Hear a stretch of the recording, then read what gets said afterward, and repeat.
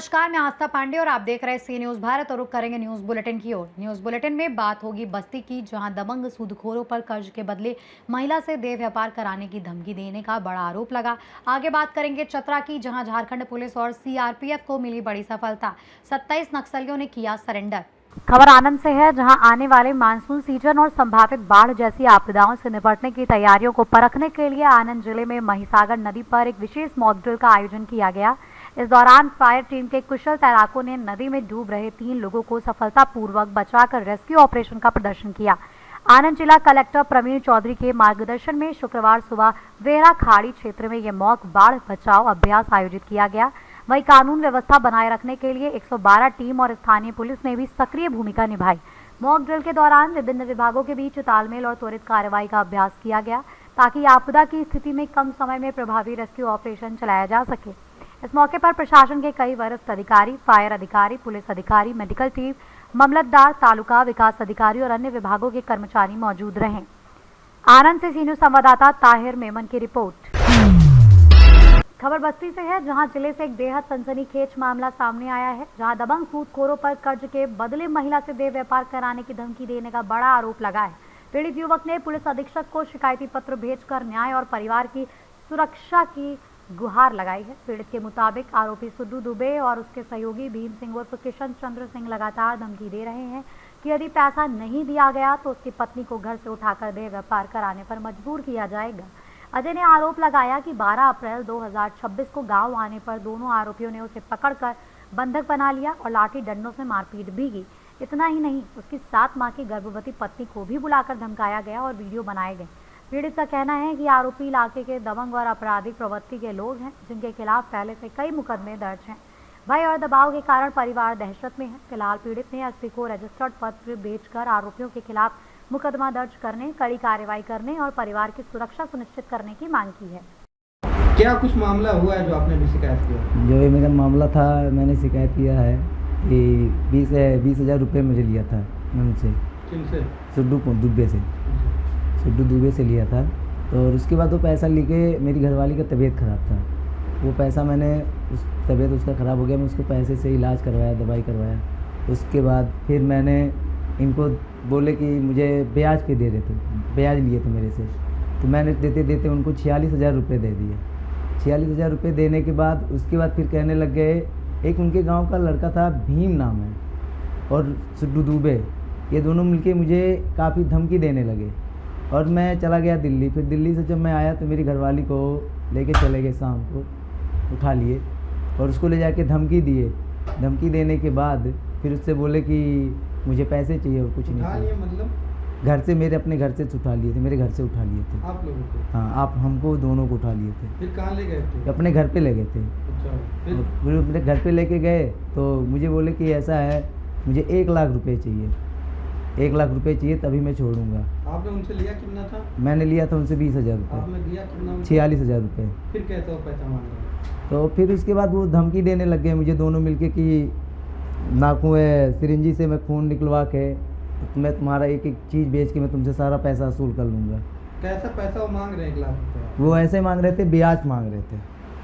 ब्याज मांग रहे हैं? हाँ, ब्याज मांग रहे थे। मैंने ब्याज उनको दे चुका था। और उसके बाद फिर मैं जब मेरी घरवाली को बैठा लिए थे, फिर मैं अपने घर पे जो थोड़ा सा मेरा गहना वाना था, मैंने सारा जितना गहना वाना था सारा गहना उनको ले जाके दिया।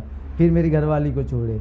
फिर जाके मैं आया, जब से मैं आया हूँ तो ये भीम और जो है सुड्डू दुबे, ये मिलके मुझे काफ़ी परेशान कर रहे हैं। तो वो कहने लगे कि फिर मेरी बीवी को ले जाके घर पे अपने रख लिए। उसके बाद कहने लगे कि जब तक नहीं देगो पैसा तब तक मैं इसको नहीं जाने दूंगा। फिर उसके बाद मैंने इधर उधर से जो गहना गुड़िया था मैंने सारा ले जाके दे दिया, तो मेरी घरवाली को छोड़े।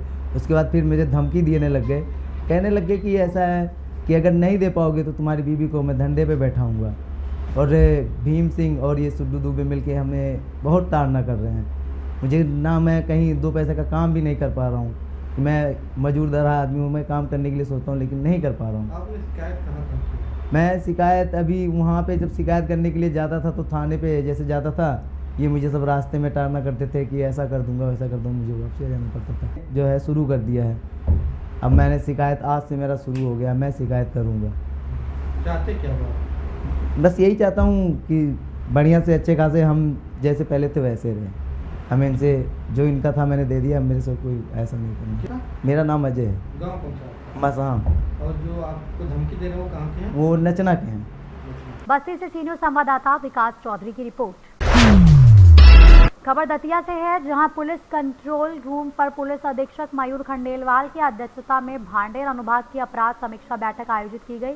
बैठक में जिले के वरिष्ठ पुलिस अधिकारी और सभी थाना प्रभारी मौजूद रहे। बैठक में अतिरिक्त पुलिस अधीक्षक सुनील कुमार शिवहरे और एसडीओपी भांडेर पूनम चंद्र यादव सहित संबंधित क्षेत्र के अधिकारी शामिल हुए। बैठक के दौरान गुंडा बदमाशों और बाउंड ओवर की कार्यवाहियों की समीक्षा भी की गई और आपराधिक प्रवृत्ति के आरोपियों के खिलाफ सख्त कार्रवाई करने के निर्देश भी दिए गए। इसके साथ ही बैठक में आमजन से लगातार जनसंवाद बनाए रखने, नाबालिग बालक बालिकाओं की दस्तयाबी और फरार वारंटियों की जल्द गिरफ्तारी पर विशेष जोर दिया गया। दतिया से सीनियर संवाददाता नितिन दांत्रे की रिपोर्ट। खबर झाबुआ से है, जहां 22 मई को झाबुआ कलेक्टर डॉक्टर योगेश तुकाराम भरसट ने सबसे दूर सबसे पहले जन भागीदारी अभियान के तहत राणापुर विकासखंड के ग्राम समूह में आयोजित संतृप्ति शिविर में हिस्सा लिया। शिविर में विभिन्न विभागों ने शासन की जन कल्याणकारी योजनाओं की जानकारी दी और ग्रामीणों की समस्याएं सुनकर उनके निराकरण के निर्देश भी दिए। कलेक्टर ने सभी विभागीय स्टॉलों का निरीक्षण किया तथा 2 बालिकाओं की सिकल सेल स्क्रीनिंग कराते हुए लोगों को सिकल सेल एनीमिया के प्रति जागरूक भी किया। उन्होंने ग्रामीणों से बिना किसी भय के स्वास्थ्य परीक्षण कराने की अपील की। जानकारी दी गई कि ग्राम पंचायत में अब तक लगभग 4500 आयुष्मान कार्ड बनाए जा चुके हैं। शिविर में लाडली लक्ष्मी योजना के तहत 4 बालिकाओं को आश्वासन पत्र प्रदान किए गए तथा विभिन्न विभागों द्वारा योजनाओं की विस्तृत जानकारी दी गई। झाबुआ से सीनियर संवाददाता मनीष कुमट की रिपोर्ट। खबर मोतिहारी से है, जहां सुगौली प्रखंड के भटहा पैक्स गोदाम पर किसानों की एक महत्वपूर्ण बैठक आयोजित की गई। बैठक में गन्ना उद्योग विभाग की गन्ना बीज ग्राम चयन योजना को लेकर किसानों को विस्तार से जानकारी दी गई। बैठक में विभागीय अधिकारी मदन बैठा, राम नारायण प्रसाद, वैद्यनाथ साहू सहित स्थानीय चीनी मिल के अधिकारी रंजीत सिंह, अजय शर्मा, संतोष तिवारी और पैक्स अध्यक्ष विनोद कुमार गुप्ता समेत बड़ी संख्या में किसान मौजूद रहे। अधिकारियों ने इस योजना को किसानों के हित में बताते हुए कहा कि इससे क्षेत्र में गन्ना खेती को नई दिशा मिलेगी और उत्पादन क्षमता में सुधार होगा। बैठक के बाद सहायक निदेशक ने गन्ना फसल का खेतों में जाकर निरीक्षण भी किया तथा किसानों को आवश्यक तकनीकी सुझाव दिए। मोतिहारी से सीनियर संवाददाता वीरेंद्र कुमार गुप्ता की रिपोर्ट। खबर नासिक से है, जहां मालेगांव शहर में अवैध रूप से घातक हथियार रखने वाले शातिर अपराधियों के खिलाफ नासिक ग्रामीण स्थानीय अपराध शाखा ने बड़ी कार्रवाई की है। पुलिस ने 2 आरोपियों को गिरफ्तार कर उनके कब्जे से एक देसी पिस्टल और 2 जिंदा कारतूस बरामद किए हैं। मालेगांव के आयशा नगर थाना क्षेत्र में नासिक ग्रामीण स्थानीय अपराध शाखा की टीम को गुप्त सूचना मिली थी कि कुछ संदिग्ध युवक अवैध हथियार लेकर किसी बड़ी वारदात को फिराक में घूम रहे हैं। मालेगांव के आयशा नगर थाना क्षेत्र में नासिक ग्रामीण स्थानीय अपराध शाखा की टीम को गुप्त सूचना मिली थी कि कुछ संदिग्ध युवक अवैध हथियार लेकर किसी बड़ी वारदात के फिराक में घूम रहे हैं। सूचना के आधार पर पुलिस ने रमजानपुरा अर्बन हेल्थ सेंटर के पास जाल बिछाकर 2 आरोपियों को धर दबोचा। गिरफ्तार आरोपियों की पहचान वसीम शेख, इस्माइल और मुशीर अली नूर अली सैयद के रूप में हुई है। तलाशी के दौरान उनके पास से एक देसी पिस्टल और 2 जिंदा कारतूस बरामद हुए हैं। पुलिस जांच में यह भी सामने आया कि दोनों आरोपी शातिर अपराधी हैं और इनके खिलाफ मालेगांव के विभिन्न थानों में जबरी चोरी, प्राण घातक हमला और गंभीर मारपीट जैसे कई मामले दर्ज हैं। नासिक से सी न्यूज़ संवाददाता संजय जाधव की रिपोर्ट। खबर रायसेन से है, जहां पुलिस अधीक्षक रायसेन के निर्देश पर बरेली पुलिस द्वारा नगर क्षेत्र में होटल एवं लॉन्जों का औचक निरीक्षण किया गया। जानकारी के अनुसार पिछले कुछ समय से बाहरी व्यक्तियों के संदिग्ध रूप से होटल और लॉज में ठहरने की शिकायतें मिल रही थीं, जिसको गंभीरता से लेते हुए ये कार्रवाई की गई। पुलिस टीम ने अचानक कई होटलों में पहुंचकर एंट्री रजिस्टरों की जांच की तथा वहां ठहरे लोगों से पूछताछ भी की। होटल संचालकों को स्पष्ट निर्देश दिया गया है कि किसी भी संदिग्ध व्यक्ति की सूचना तत्काल बरेली थाने को दी जाए। निरीक्षण के दौरान होटल अदिति पैलेस और पिपरिया हाईवे स्थित सनी होटल की विशेष रूप से जांच की गई। पुलिस ने व्यवस्थाओं का जायजा लेते हुए सुरक्षा मानकों का पालन सुनिश्चित करने की हिदायत दी। पुलिस का कहना है कि क्षेत्र में कानून व्यवस्था बनाए रखने और आपराधिक गतिविधियों पर रोक लगाने के लिए इस तरह की कार्रवाई आगे भी जारी रहेगी। रायसेन से सी न्यूज़ संवाददाता अरशद मसूद की रिपोर्ट। खबर राजगढ़ से है, जहां थाना सारंगपुर पुलिस द्वारा पुलिस मुख्यालय भोपाल के निर्देशानुसार बसों के खिलाफ विशेष चेकिंग अभियान चलाया गया। ये कार्रवाई पुलिस अधीक्षक श्री अमित तोलानी के निर्देशन में की गई। अभियान के तहत परिवहन बसों में सुरक्षा मानकों की जांच की गई, जिसमें इमरजेंसी एग्जिट की अनुपलब्धता, फिटनेस और बीमा न होना, क्षमता से अधिक सवारी बैठाना, ड्राइवर द्वारा नशे की हालत में वाहन चलाना तथा रात्रि रिफ्लेक्टर न लगे होने जैसी समस्याएं अनियमितताएं पाई गई। कार्रवाई के दौरान पुलिस ने कुल 7 बसों पर चालानी कार्रवाई की और 4000 सामान शुल्क वसूला। पुलिस ने बस संचालकों को सख्त हिदायत दी है कि यात्री सुरक्षा मानकों का पालन अनिवार्य रूप से करें, अन्यथा आगे और कठोर कार्रवाई की जाएगी। राजगढ़ से सी न्यूज संवाददाता जावेद की रिपोर्ट। खबर टीकमगढ़ से है, जहां कोतवाली थाना क्षेत्र के मोटे का मोहल्ला निवासी 44 वर्षीय जमील खान की इलाज के दौरान मौत हो गई। परिजनों ने गंभीर आरोप लगाते हुए कहा कि 6 मई को हुई मारपीट की घटना में जमील खान घायल हुए थे, लेकिन समय पर पुलिस कार्रवाई नहीं होने से मामला और भी गंभीर हो गया। परिवार का कहना है कि 6 मई को दोपहर करीब 2 से 3 बजे मंसूरी कयामगाह के पास पुराने विवाद को लेकर शहादत खान और अन्य लोगों ने जमील खान के साथ मारपीट की थी, जिसमें उनके पैर में फ्रैक्चर और गंभीर अंदरूनी चोटें आई थी। घायल को इलाज के लिए अस्पताल ले जाया गया, जहां शुक्रवार को उनकी मौके पर ही मौत हो गई। घटना के बाद क्षेत्र में तनाव का माहौल है। परिजनों ने मांग की है कि कोतवाली के सीसीटीवी फुटेज की जांच की जाए, ताकि घटना का सच सामने आ सके। पुलिस का कहना है कि मामले में जीरो पर कायमी कर जांच शुरू कर दी गई है और पोस्टमार्टम कराया जा रहा है। पर एक मौत हुई है, क्या पूरा मामला है और क्या जांच की जा रही है? हमें सूचना मिली है कि जमील खान थे, जो यहाँ मोटे मोहल्ला के रहने वाले थे। इनकी तबीयत खराब होने से इनको अस्पताल ले जाया जा रहा था, जहाँ इनकी मृत्यु हो गई, तो इनको वापस लेकर आए हैं। तो हम जैसे सूचना मिली हमारे यहाँ पर आए हैं। अभी इनका पीएम कराया जाता है और इनकी जांच की जा रही है। अभी जीरो की कायमी की जा रही है, उसके बाद जो भी तथ्य सामने आएंगे उसके मुताबिक। 6 मई को उनके साथ मारपीट हुई थी, अभी ये कैमगा के पास चौराहे पर उनकी रिपोर्ट लिखवाने के लिए भी घर वाले परिजन गए थे। उसके बाद हॉस्पिटल में रह इसके बारे में मुझे कोई जानकारी नहीं है, ना ही कोई अभी तक सामने आया है कि किसने मारपीट की है और कब की घटना है। आज की घटना परिजनों का आरोप है तो मारपीट हुई थी। उसके बाद परिजनों से बात हुई, आज की कोई घटना नहीं है इसका की। पुरानी कोई घटना हो तो उसके बारे में मुझे जानकारी नहीं है। पीएम के लिए ले जा रहे हैं सर जी, उसके बाद जो भी तथ्य सामने आएगा निश्चित रूप से बिल्कुल निष्पक्ष कार्रवाई की जाएगी। असीम खान। क्या घटना हुई आपके घर पे?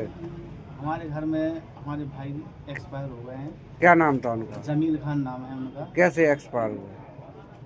अभी कुछ दिन पहले लड़ाई हुई थी यहाँ का मंसूरी कैमरा के वहाँ तो कुछ लोगों ने। किससे लड़ाई हुई थी? वो बेटू नाम है जिसका, इनका जरूरत का दामाद है। कहाँ रहता है? रहता तो वो ताल दरवाजा है। तो क्या हुआ फिर? रहमानपुर दरवाजे में।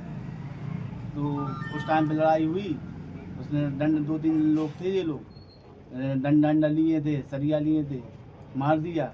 तो फिर हम लोग कितने घायल हुए थे? वो घायल तो मिला तो थे, पैर टूट गया था उनका।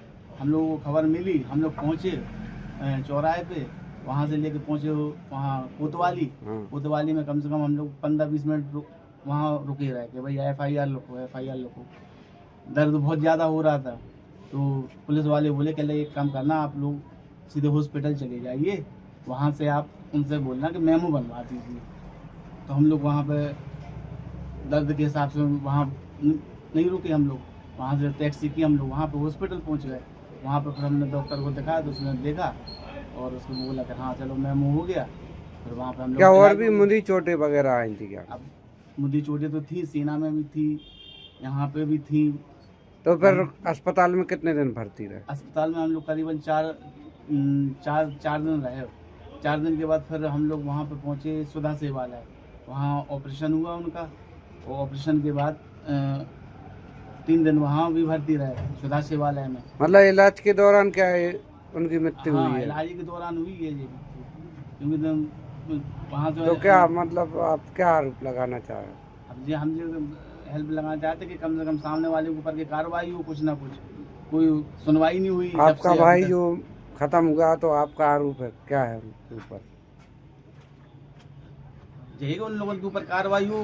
कुछ अभी कुछ पता ही नहीं पड़ रहा उनका, वो गिरफ्तार हुए कुछ ना। कोई पुलिस वाला हमारे पास आया जब से मेमो हुई, ना किसी ने कोई बयान लेने आया, ना कुछ आया। आपका क्या नाम है, कहाँ की आप रहने वाली हैं? टीकमगढ़ की। आपके जो पति के साथ आज मौत हो गई, बीते दिन मारपीट हुई थी, किन लोगों ने मारपीट की और क्या कारण रहा मारपीट का? शहादत विवेक राय, इन लोगों ने मारपीट की। इन लोगों ने मारा है। क्या कारण रहा मारने का? कुछ कारण नहीं थे, बैठे थे, आके अचानक मारा। उनके साथ कई लड़के थे, उन लोगों ने मारा, पीछे से वार किया। क्या डंडा कारण मार था दिया। मारपीट का? कोई कारण, कोई कोई वजह? कारण नहीं था, ऐसी बहसाबासी भाई, अपने आप आके मारा उन्होंने। कोतवाली गए थे, कुछ कार्रवाई नहीं हुई हमारी, ना रपट लगी, डंडा भी उधरी डला, हौस भी होता ही कोतवाली में। टीकमगढ़ से सी न्यूज़ संवाददाता अवधेश शुक्ला की रिपोर्ट। झारखंड में नक्सल उन्मूलन अभियान के तहत पुलिस और सीआरपीएफ को बड़ी सफलता मिली है। ऑपरेशन जनजीवन के तहत 27 नक्सलियों ने सुरक्षा बलों के सामने आत्मसमर्पण कर दिया, जिससे नक्सली नेटवर्क को बड़ा झटका लगा है। सरेंडर करने वालों में एसजेडसीएम, एसीएम और साथ ही साथ दस्ता सदस्य शामिल हैं। आत्मसमर्पण के दौरान नक्सलियों ने 16 हथियार, 2857 से अधिक गोलियां भी पुलिस के हवाले की। पुलिस के मुताबिक आत्मसमर्पण करने वाले नक्सलियों पर कई गंभीर मामले दर्ज थे और कुछ पर लाखों रुपए का इनाम भी घोषित था। बताया जा रहा है कि कुल 8 नक्सलियों पर तकरीबन 33 लाख रुपए का इनाम था, जबकि इनके खिलाफ 400 से ज्यादा नक्सली मामलों में नाम दर्ज है। अधिकारियों ने इसे नक्सल विरोधी अभियान की सफलता बताया है। पुलिस का कहना है कि सरकार की आत्मसमर्पण और पुनर्वास नीति लगातार चल रहे ऑपरेशनों के कारण नक्सली मुख्यधारा में लौट रहे हैं। अविस्मरणीय दिवस है जहां हम लोग हमारे भटके हुए साथियों को, झारखंड वासियों को पुनः मुख्य धारा में स्वागत कर रहे हैं। आज स्वागत का दिन है, हर्ष का दिन है, एवं इसके साथ साथ जो बलिदान, जो अथक प्रयास एवं जो त्याग इसके पीछे रहा है, उसे भी याद करने का दिवस है। मैं आज यहाँ समर्पण करने वाले 27 साथियों को स्वागत करती हूँ। उनके परिवार को मैं दिलासा देना चाहती हूँ कि जिस तरह उन्हें स्वागत किया गया है, आगे भी हम लोग उनका ख्याल रखेंगे। इस क्रम में जो भी हम लोग को स्टेप्स लेना है, वो सारे हम लोग ले रहे हैं। सुनियोजित ढंग से हम लोग आगे बढ़ रहे हैं और हम लोग कोशिश करेंगे कि वर्तमान आज जितने माओवादी सरेंडर कर रहे हैं तथा जो पूर्व में भी सरेंडर कर चुके हैं, उनका सभी का जो भी आवश्यकताएं हैं अभी तक पूरा नहीं हुआ है, उसे हम लोग सुनियोजित ढंग से पूरा करने का प्रयास करेंगे। 16 हथियार के साथ समर्पण करते हैं। आपको मैं बताना चाहूंगा कि आज का जो ये आप लोग को देखने को मिल रहा है, आज का जो आप लोग को देखने को मिल रहा है, इसके पीछे झारखंड पुलिस, झारखंड जवान, सीआरपीएफ एवं कोबरा के जवानों का अथक परिश्रम रहा है। आपको बताना चाहूंगा कि पिछले करीब 6 महीने में हम लोगों ने 21 नए फॉरवर्ड ऑपरेटिव केसेस लगाए, बिल्कुल जंगल के कॉर्नर तक। एक गांव को हम लोग 16 गांव को हम लोग कवर करके रखे, जिनसे नक्सली बिल्कुल किसी गांव में आ जा सके। और उसके अलावा पिछले, अगर मैं बताना चाहूंगा तो 6 नवंबर के बाद कोई ऐसा दिन, कोई ऐसा महीना नहीं निकला जिस महीने में नक्सलियों के साथ जो एक मेल थी, जिसके साथ उसके साथ मुठभेड़ हुआ हो। 6 नवंबर को मुठभेड़ हुआ था, उसमें जैसे हम लोग को बात खबर मिली थी कि जिसे दसरा के बॉडीगार्ड को भी गोली लगी थी, साथ में उन लोगों को 3 हथियार कवर हुआ था। फिर 22 जनवरी को आप लोग सब लोग अपने डीजीपी मैडम की चाईबासा गई थी, उसमें 17 नक्सली मारे गए थे। फिर 1 मार्च को एनकाउंटर हुआ, फिर 15 अप्रैल को एनकाउंटर हुआ, फिर 29 अप्रैल को, और इनफैक्ट 19/5 2 दिन पहले भी हम लोग का एक एनकाउंटर घोड़ाघाट में हुआ है। तो लगातार मेहनत, लगातार इस, मैं यही इस मौके पे बताना चाहूंगा कि हम लोगों ने किस नुकसान सहा, हमारी भी कैजुअलिटी थी, हमारी भी इंजरीज भी, लेकिन हम लोग सब चीज का, किसी भी तरह के नुकसान का प्रभाव बिना किए हुए हम लोग लगातार मेहनत करते रहे। आपको इस मौके पर बताना चाहूंगा कि अभी भी हमारा काम खत्म नहीं हुआ है। हम लोग क्योंकि अभी भी विशेष दशहरा की जो टीम है, main team central committee member 1 crore का इनामी है, वो अभी भी हमारे पहुंच से पकड़ से बाहर है। और जो हम लोग की जानकारी है कि उसके पास सिंगल डिजिट में लोग आ गए हैं। अभी जो मेन टीम है वो 2 गाड़ी बटा हुआ है। असीम मंडल जिसके साथ परसों एनकाउंटर हुआ था, इसी दशहरा की टीम के साथ भी 8-10 लोग के आसपास है, उतना ही असीम मंडल के साथ भी है। और ये जो टीम पहले एक मिसिंग दशहरा के कमांड पे काम करता था, वो कमांड ब्रेक हो गया है, पूरी तरह से डिसइंटीग्रेट हो गए हैं। और अभी अलग अलग कई लोग वहाँ भी भागे हैं। राज्य सरकार के साथ 3 लोग भागे हुए हैं, 4 लोग वहाँ भागे हुए हैं। उसके अलावा सामुका कायम के साथ भी 4 लोग भागे हुए हैं। तो पूरा का पूरा टीम डिसइंटीग्रेट हो गया। और इस ऑपरेशन के पीछे का मैं यही बताना चाहूंगा कि इस ऑपरेशन जो आखिरी हम लोग ऑपरेशन मिसिंग दशहरा की टीम के साथ जिसके कारण लोग भागे, ये 27 अप्रैल की एक ऑपरेशन हुई थी, जिसमें हम लोगों ने करीब 4 से 5 दिन तक पूरी टीम को घेर के रखा था। जंगल का फायदा उठाते हुए भाग खड़े हुए थे, लेकिन उसके बाद भी पूरा का पूरा टीम उधर घेर करके जंगल का ऑपरेशन के बाद पूरा का पूरा टीम भी डिस्ट्रीब्यूट होकर के चला गया था। मैं आप लोग के माध्यम से, इस मंच के माध्यम से यही आग्रह करना चाहूंगा, यही अनुरोध करना चाहूंगा बाकी सभी बचे नक्सलियों से, जिस तरह से बाकी लोग यहाँ पर आकर के आत्मसमर्पण किए हैं। हम लोगों ने और इनको बिल्कुल जैसा अभी आप लोग देख रहे हैं फेलिसिटेट किया जा रहा है, स्वागत किया जा रहा है मुख्य धारा में जोड़ने के लिए। तो बाकी भी जो बचे हुए नक्सली हैं मुख्य धारा में जुड़े। अब वो समय नहीं है कि जहाँ पर आप किसी तरह का आंदोलन हथियारबंद आंदोलन नहीं चला सकते, कहीं वायलेंस कोर्ट की समाज में कोई जगह नहीं है। झारखंड से सी न्यूज संवाददाता लकी की रिपोर्ट। फिलहाल इस बुलेटिन में बस इतना ही। बाकी देश और दुनिया की तमाम बड़ी खबरों के लिए बने रहिए सी न्यूज भारत के साथ।